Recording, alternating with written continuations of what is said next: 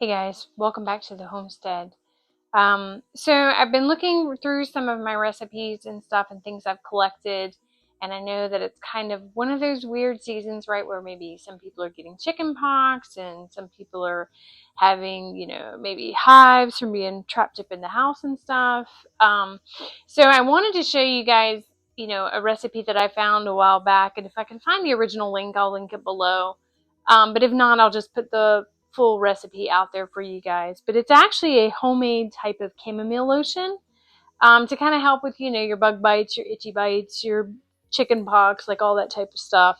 The original recipe, if you want to, right, you can just use the bentonite clay all the way through it.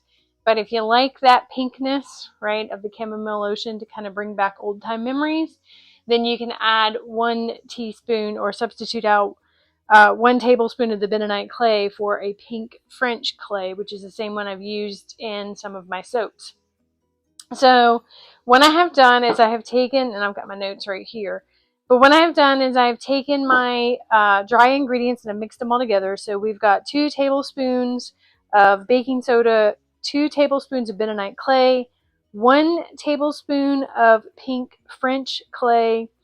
Like I said, you could just do the 3 tablespoons of bentonite clay there if you wanted to. 2.5 tablespoons of zinc oxide powder, 1 tablespoon of organic vegetable glycerin, 1 tablespoon of aloe vera gel, and then 1/2 teaspoon of salt. Now, what I have done is I've gone ahead and mixed all my dry ingredients together in here, and I have my aloe and my glycerin over here mixed together already. So what we're going to do is I'm going to just go ahead and throw in those 2 components. Now, the last little bit is witch hazel. So if you made your own witch hazel from the other video, now is a good time to use it. Still smells incredible. And so what we're going to do is just add this a little bit at a time. Because what you're trying to go for is like a paste. And you don't want to add too much at once and waste it. So I just kind of pour it little bit by little bit until I get a nice paste going.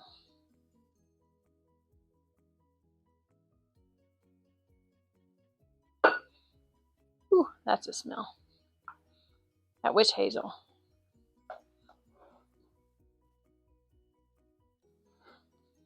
And this is a small batch. Again, I mean, there's no point in whipping up these massive batches of things because they're actually more shelf stable, right? Separated out on your shelf than they are mixed together. And you see how fast I was able to throw all that together, even with measuring, right? It doesn't add that much more time.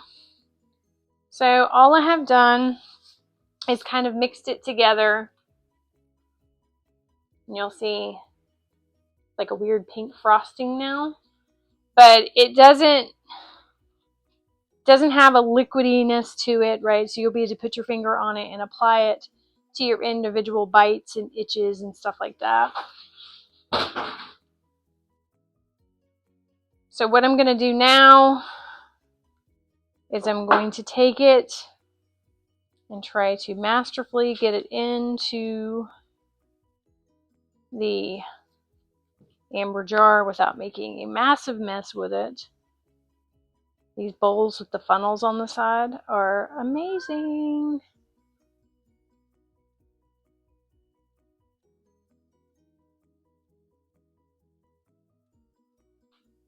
And there we go. We'll just bang it down so that way it's nice and in there for us. And I don't know if you can pick up the pink too well. I'll try to catch a nice picture of it for the thumbnail. But that's it. I mean, straightforward, easy. You know what's in it. You know it's organic. You know how it's been sourced. You know how long it's been sitting on the shelf. Again, very, very simple, easy way to kind of control what you are putting on your body and on your little ones, right? Like, you know that if they were to happen to take this and wipe it off and put it in their mouth, I mean, while it might not be pleasant, it's not necessarily going to harm them. So I'll put the full recipe below. Like I said, if I can find the original link, I will link it. But if not, I'll just write out the recipe that I have handwritten here. Unfortunately, I do a terrible job. When I try to conserve paper, I don't necessarily always catch the website when I print things off and just add them to my binder.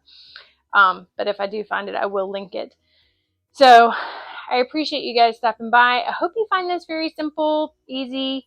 The shelf life on this, it should be able to last a couple months, so again, just get you a sticker, write on it, chamomile lotion, put the date that you made it, and then just kind of check it from there. But I mean, everything in here should be shelf stable, so you shouldn't have much of an issue of molds or anything like that growing.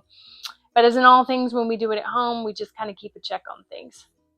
So I appreciate you guys stopping by. I hope you enjoyed this. Like I said, very simple, very easy to throw together, and I'll see you next time.